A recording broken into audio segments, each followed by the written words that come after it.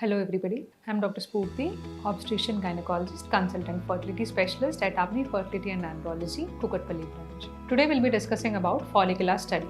Follicular study అంటే ఏంటి, ఎవరికి అడ్వైస్ చేస్తారు, ఎలా చేస్తారు అనేది చూసుకుందాం. అసలు ఫాలికల్ అంటే ఏంటి? ఫాలికల్ అంటే ప్రతి నెల మనకి ఏదైనా ఒక సైడ్ ఓవరీలో ఎగ్ రిలీజ్ అవుతూ ఉంటుంది. సో ఆ ఎగ్ రిలీజ్ అయ్యేదాన్ని ఫాలికల్ అంటారు. నార్మల్గా ఫాలికల్ అనేది మనకి స్కాన్లో కనిపిస్తుంది. సో ఫాలిక్యులర్ ట్రాకింగ్ అంటే ఏంటో చూద్దాం. నార్మల్గా మనకి పీరియడ్స్ వచ్చిన రెండో రోజు కానీ మూడో రోజు కానీ స్కాన్ చేస్తే మనకి ఓవరీలో చిన్న చిన్న ఫాలికల్స్ ఉంటాయి.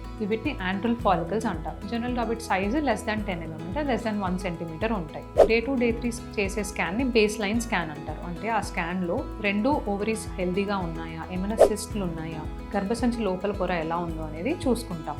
So without treatment are normal రెగ్యులర్గా పీరియడ్స్ ఉన్న వాళ్ళలో ఏమవుతుందంటే నార్మల్గా ఓవ్యులేషన్ టైం కల్లా ఈ ఉన్న యాంట్రల్ ఫాలికల్స్లో ఏదైనా ఒక్క ఫాలికల్ మాత్రమే ఒక హెల్దీ ఎగ్ని హార్బర్ చేసి అది ఓవ్యులేషన్ టైంకి ఎగ్ అనేది రిలీజ్ అవుతూ ఉంటుంది.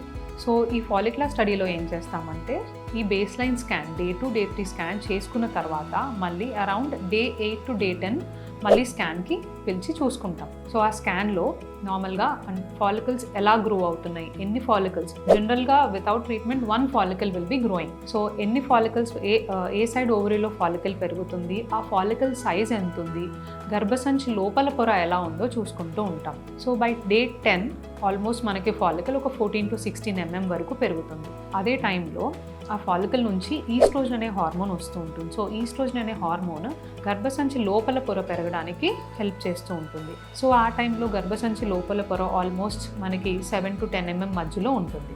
డే 10 తర్వాత నార్మల్గా ఫాలికల్ అనేది 2 mm పర్ డే గ్రోత్ ఉంటుంది. సో డే 10 తర్వాత మళ్ళీ డే 12కి పిలుచుకొని మళ్ళీ డే 12 కూడా ట్రాన్స్వెజైనల్ స్కాన్ చేసుకొని చూసుకుంటాం. సో డే 12కి ఎంత సైజ్ వస్తుంది, 2 mm పర్ డే గ్రోత్ ఉందా లేదా అనేది చూసుకుంటాం. అలా ఎప్పుడైతే ఫాలికల్ 18 to 20 mm వచ్చిందో అది that's a healthy follicle, that's a mature follicle, ఒక మెచ్యూర్ ఎగ్ ఉంటుంది దాంట్లో. సో ఆ టైంకి అది పగలడానికి రెడీగా ఉంటుంది. కొంతమందిలో న్యాచురల్గానే ఫాలికల్ అనేది రప్చర్ అయిపోయి ఎగ్ అనేది రిలీజ్ అవుతూ ఉంటుంది. కొంతమందిలో హార్మోన్ డెఫిషియన్సీస్ వల్ల ఆ ఫాలికల్ అనేది రప్చర్ అవ్వదు. సో ఎగ్ అనేది రిలీజ్ అవ్వదు. సో వాళ్ళకి ఏంటంటే హెచ్సిజీ అనే ఇంజెక్షన్ ఇచ్చి ఆ ఫాలికల్ రప్చర్ అయ్యేలా చూస్తాం. సో ఈ ఫాలికల్ రప్చర్ అయింది లేదు ఎలా తెలుస్తుందంటే మనకి స్కాన్లో మనకి ఇంతకు ముందున్న ఫాలికల్ సైజ్ కన్నా ఒక్కసారి ఎగ్ రిలీజ్ అవుతుంది అంటే ఆ ఫాలికల్ సైజ్ అనేది తగ్గుతుంది. అప్పుడప్పుడు మొత్తం కొలాప్స్ కూడా అయిపోతుంది. ఎట్ ద సేమ్ టైం గర్భసంచి దగ్గర ఫ్రీ ఫ్లూయిడ్ అండ్ ఫాలికల్ నుంచి రిలీజ్ అయిందంతా గర్భసంచి కింద మనకి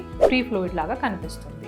దెన్ ఫాలికల్ రప్చర్ అయింది, ఎగ్ రిలీజ్ అయింది అంటారు అనమాట. సో జనరల్గా ఫాలిక్యులర్ స్టడీ అంటే మన ఎగ్ రోజు రోజు ఎలా పెరుగుతుంది అనేది మనము స్కాన్స్ ద్వారా చూసుకొని చెప్పడాన్ని ఫాలిక్యులర్ స్టడీ అంటారు.